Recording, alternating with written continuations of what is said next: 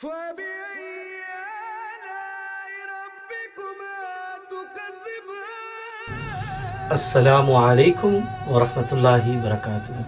हकीम फ़ैज़ सुल्तान Baghdadi शिफ़ाखाना Karachi अपने YouTube हकीम फ़ैज़ सुल्तान official channel के ज़रिए आपकी खिदमत में हाज़िर है। आज आपके सामने चेहरे को गोरा करने का तरीका, ख़ास तौर पे खुराक बताई जाएगी, क्या खाना चाहिए।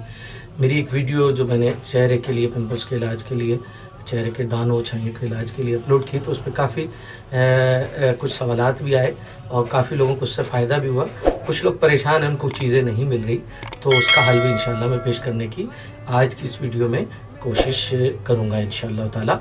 और ख़ुराक के बारे में बहुत सारे सवालात हुए हैं कि ख़ुराक क्या खाएँ, क्योंकि कोई भी दवा है हम बैरूनी तौर पर उसे इस्तेमाल कर रहे हैं, चेहरे पे लगा रहे हैं, चेहरे की फ़िक्र है बस, बाकी अंदर क्या मामलात है नहीं है, तो आयरन की कमी रहती है, वजूहात देखनी पड़ती है, जिस वजह से चेहरा जो है ना, चेहरे पे दाग निशानात वगैरह, चेहरे पे वो चमक नहीं आ रही, चेहरे पे वो ताजगी नहीं आ रही, वो रौनक नहीं आ रही। तो उसके लिए अंदर से एक ज़बरदस्त आपके घर से इलाज, आप रोज़मर्रा इस्तेमाल भी इस चीज़ को करते होंगे, खाते होंगे, लेकिन जब मैं तरीका बताऊँगा इस तरीके से इस्तेमाल करेंगे तो इसका ज़्यादा फ़ायदा आपको मिलेगा इंशाल्लाह। वो पुरानी वीडियो में बड़ी तफसील के साथ इस मौजू पर गुफ्तगू की गई है। वो लगाने के लिए, चेहरे पे लगाने के लिए एलोवेरा और उसमें ताज़ा पुदीना दोनों को मिला के चेहरे पे लेप करने के लिए, चेहरे की पिंपल्स वगैरह चाहियों के लिए, चेहरे को गोरा करने के लिए भी एक मैंने इलाज बताया है। तो उस पर कुछ सवालात आए कि उनके जवाबात आपके सामने पेश कर रहा हूँ। एक तो उसमें पूछा गया कि एलोवेरा मुकम्मल 1 पाव होना चाहिए या उसका गूदा 1 पाव होना चाहिए। मुकम्मल 1 पाव एलोवेरा ठीक है, 250 ग्राम, ठीक है। एलोवेरा ग्वारगंदल भी से कहते हैं, ठीक है, मुकम्मल। इसका जो गूदा निकलेगा, इस गूदे को आपने सेव कर लेना है, ठीक है। शीशे के जार में ही रखना है इसको, ज़्यादा से ज़्यादा कोशिश करें शीशे के जार में हो। और इसके साथ पुदीना, आप कई लोग कह रहे हैं पुदीना खुश्क हो, कई लोग उसको धनिया समझे, धनिया नहीं, पुदीना है, ठीक है। पुदीना आपने साबुत ताज़ा लेना है, ठीक है। कितना? 50 ग्राम। 50 ग्राम की फिर पत्तियां निकाल लेनी है, ठीक है। उन पत्तियों को कूट लेना है और उसमें दोनों को अच्छी तरह इसको आपस में लेप कर देना है।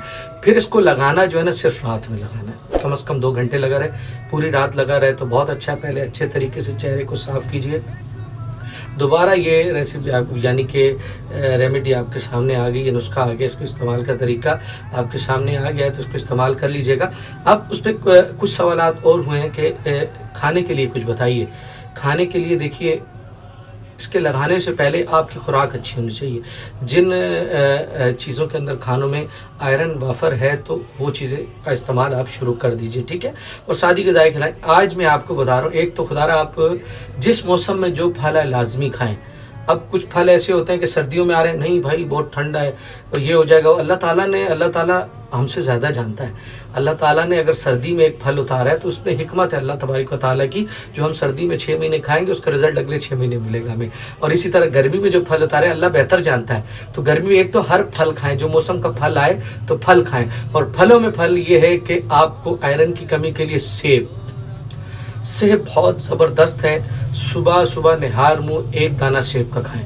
अब सेब कैसे होते हैं, कई लोग कहते हैं कि लाल सेब खाएं या हरे सेब खाएं। मैं यहाँ मतलब पे बताता रहता हूँ। तो भाई, हरे जो सेब हैं छिलके समेत एक तो सेब खाएं, छिलका उतार के नहीं, छिलके के साथ आप सेब का, एप्पल का इस्तेमाल कीजिए। सेब छिलकों समेत खाएं और ज़्यादा जो फ़ायदा है वो हरे सेब का है। लाल सेब जो है खूबसूरत तो होता है माशाल्लाह, हमारे यहाँ चमन में, कोयटा मेरा जाना हुआ है, बगात भी देखें, कमाल, दिल खुश हो जाता है। ताज़े खाने का तो तोड़ के अपना ही मज़ा है।